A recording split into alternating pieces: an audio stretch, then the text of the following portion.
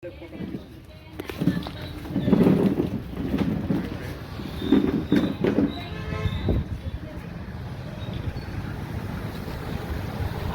ತಡವಾಗಿ ಬಂದ ನಮ್ಮ ಪತ್ರಕರ್ತರು ಎಲ್ಲರೂ ಆಮ್ ಆದ್ಮಿ ಪಕ್ಷದ ಬಗ್ಗೆ ಮಾಹಿತಿ ಇರ್ಬೋದು. ಆಮ್ ಆದ್ಮಿ ಪಕ್ಷ ಯಾವ ಥರ ದೇಶದಲ್ಲಿ ಒಂದು ಹೊಸ ರಾಜಕೀಯ, ಜನ ಕಟ್ತಾ ಇರೋ ತೆರಿಗೆ ಜನಸಾಮಾನ್ಯರ ಜೇಬಿನಲ್ಲಿ ವಾಪಸ್ ಬರಬೇಕು, ಆ ರಾಜಕೀಯ ಇಲ್ಲಿ ದೇಶದ ಕೆಲವು ರಾಜ್ಯಗಳಲ್ಲಿ ಮಾಡಿ ತೋರಿಸಿದ್ದಾರೆ. ಸೊ ಇವತ್ತು ನಿನ್ನೆ ಮೊನ್ನೆ ಯಾವುದೋ ಒಂದು ಯೂಟ್ಯೂಬ್ ಚಾನಲಲ್ಲಿ ನಾನು ನೋಡ್ತಾ ಇದ್ದೆ, ಡೆಲ್ಲಿ ಜನ ಏನು ಮಾತಾಡ್ತಿದ್ದಾರೆ. ಈಗ ಆಮ್ ಆದ್ಮಿ ಪಕ್ಷ ಇರುವಾಗ, ಅಧಿಕಾರದಲ್ಲಿರುವಾಗ ತಿಂಗಳಿಗೆ ನಮಗೆ 10,000 to 13,000 ರೂಪಾಯಿ ಉಳಿತಾಯ ಆಗ್ತಿತ್ತು. ಒಳ್ಳೆ ಮೊಹಲ್ಲಾ ಕ್ಲಿನಿಕ್, ಒಳ್ಳೆ ಶಾಲೆ, ಮಹಿಳೆಯರಿಗೆ ಬಸ್ ಪ್ರಯಾಣ, ಆ ಥರ ಬೇರೆ ಬೇರೆ ಕೆಲಸದಿಂದ ಇವತ್ತು ಟೋಟಲಿ ಅದು ಬಂದಾಗಿದೆ. ಸೊ ನಾನು ಒಂದೇ ಮಾತು ಹೇಳಲಿಕ್ಕೆ ಇಷ್ಟಪಡ್ತೀನಿ, ಆಮ್ ಆದ್ಮಿ ಪಕ್ಷ ಡೆಲ್ಲಿನಲ್ಲಿ ಮತ್ತು ಪಂಜಾಬ್ನಲ್ಲಿ ಇವತ್ತು ಭಾಳ ಉತ್ತಮವಾದ ಕೆಲಸಗಳು ಏನು ಮಾಡ್ತಾ ಇದೆ, ಅದು ಮಾಡಲಿಕ್ಕೆ ಒಂದೇ ಒಂದು ಕಾರಣ, ಈಗ ಪ್ರೆಸೆಂಟ್ ಪಾರಂಪರಿಕ ರಾಜಕೀಯದಲ್ಲಿ ಏನು ನಡೀತಾ ಇದೆ, ಟಿಕೆಟ್ದು 5 ಕೋಟಿ ರೇಟ್ ಇದೆ.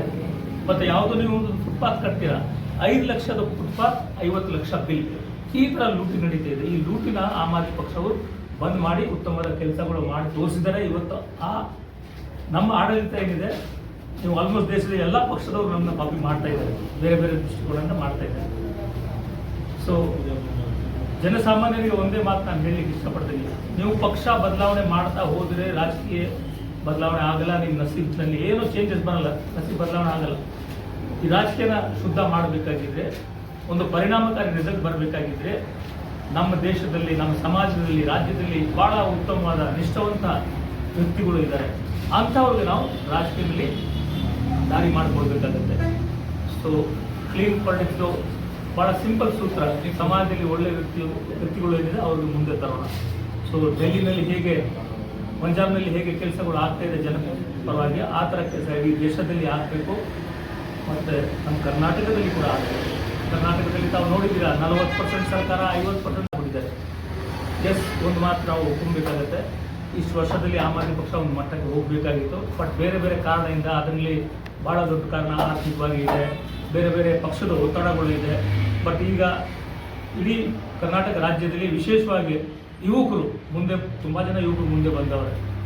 ಈ ಕರ್ನಾಟಕ ರಾಜ್ಯದಲ್ಲಿ ನಾವು ಪಕ್ಷ ಕಟ್ಟೋಣ, ಪ್ರತಿಯೊಂದು ಎಲೆಕ್ಷನಲ್ಲಿ ಕೂಡ ಫೈಟ್ ಮಾಡೋಣ, ಎಲೆಕ್ಷನ್ ಫೈಟ್ ಮಾಡಿ ಒಂದು ರಾಜಕೀಯದಲ್ಲಿ ಬದಲಾವಣೆ ತರಲಿಕ್ಕೆ ನಾವು ಶಕ್ತಿ ಮೀರಿ ಪ್ರಯತ್ನ ಮಾಡ್ತೀವಿ ಅಂತ ಮಾತು ಹೇಳಲಿಕ್ಕೆ ಇಷ್ಟಪಡ್ತೀನಿ.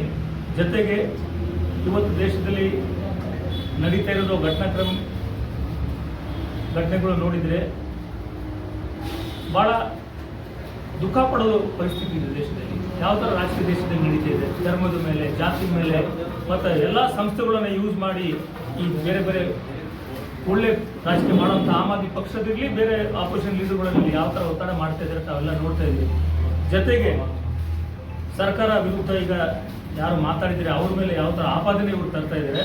ಸೊ ನಾವು ವಿಶೇಷವಾಗಿ ಈಗ ಪತ್ರಕರ್ತರ ಜಗತ್ತಿನಲ್ಲಿ ನಮ್ಮ ಬಂಧುಗಳು ಏನಿದ್ದಾರೆ ಅವ್ರಿಗೊಂದು ಮಾತು ಹೇಳಿ ಇಷ್ಟಪಡ್ತೀನಿ, ತಮ್ಮ ಮೇಲೆ ಭಾಳ ದೊಡ್ಡ ಜಿಮ್ಮೆದಾರಿ ಇದೆ.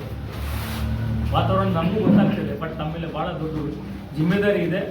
ದೇವರು ನಿಮಗೆ ಶಕ್ತಿ ಕೊಡಲಿ. ಮತ್ತು ನಮ್ಮ ಕಾರ್ಯಕರ್ತಗಳು ನಿಮಗೆ ಯಾವ ಥರ ಆಪಾದನೆ ನಿಮ್ಮ ಮೇಲೆ ಬಂದರೆ ಬನ್ನಿ, ಒಂದು ಒಳ್ಳೆಯ ದೇಶ ಕಟ್ಟೋಣ.